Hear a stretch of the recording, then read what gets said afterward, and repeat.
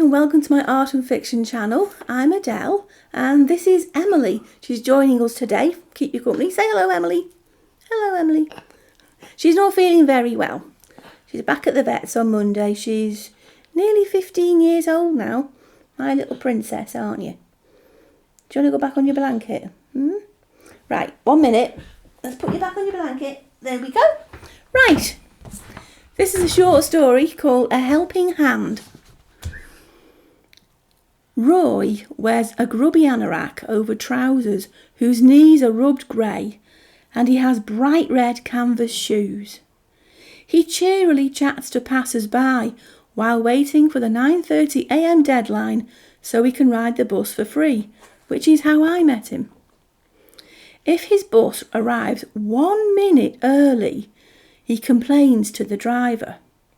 Some let him board, but Jobsworth types make him wait for the next number 42. I get up at 5 a.m, he told me. My breakfast is porridge, half a cup of oats with half a pint of milk.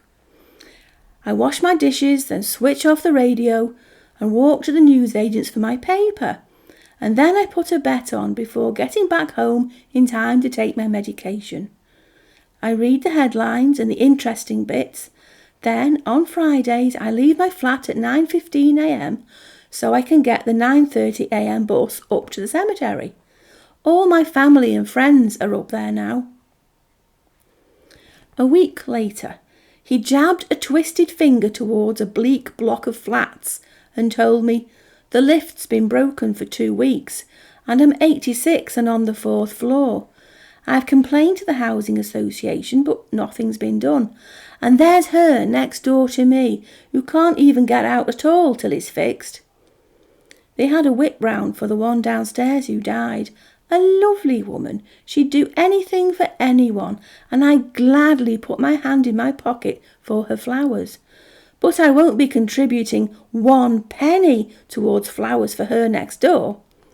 On oxygen and still smoking. It's like she's rushing to join the dead.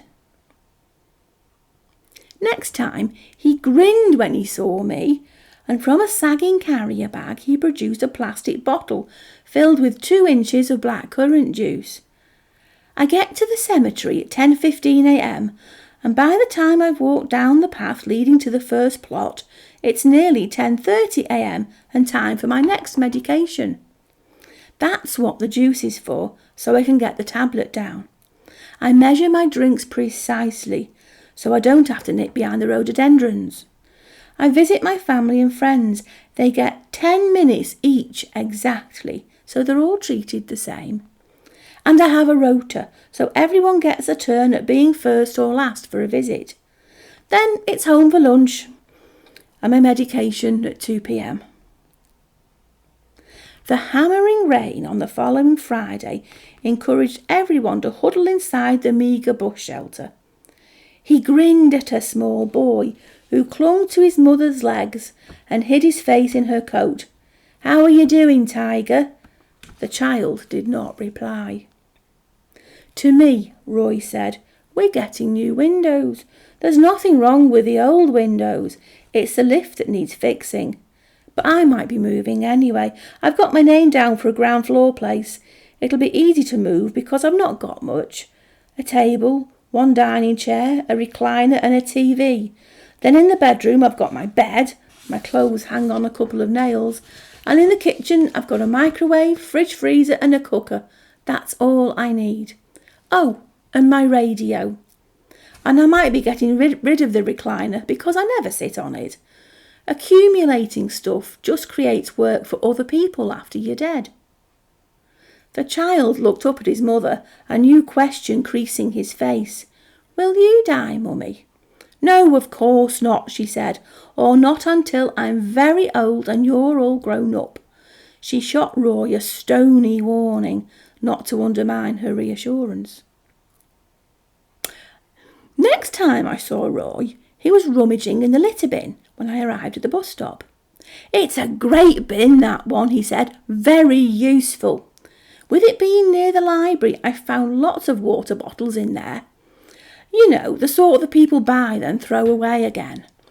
I collect them, Give them a bit of rinse, fill them up again, then hand them out to homeless people.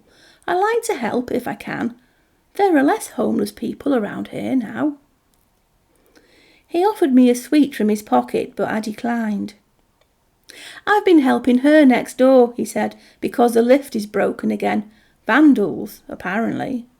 I've been doing her shopping, bringing in a few groceries. I don't think she needs much. And the word puzzle magazine she likes. But I won't buy cigarettes for her.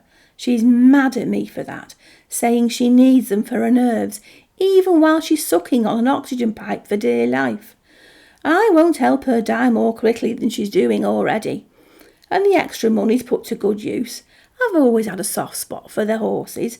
I'll share any wins with her, fair and square.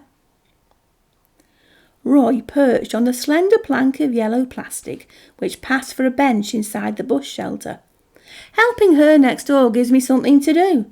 Afternoons can drag a bit. I might have a nap while listening to the radio. There's nothing worth watching on TV in the afternoons. It's all house buying, antique selling, cookery or chat shows. 4,000 stations and there's nothing on. At one time I could have strolled around to the local alehouse, but you can't sit in peace there now. Not without someone trying to sell you skunk or lift your wallet.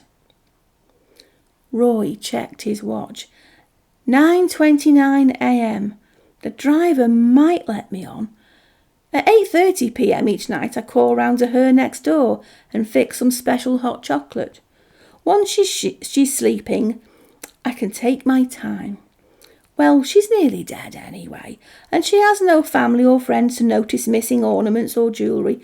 I've always been a gambler, and I put her things to good use. I'll see that she rests in the cemetery, like I did with all my friends and family.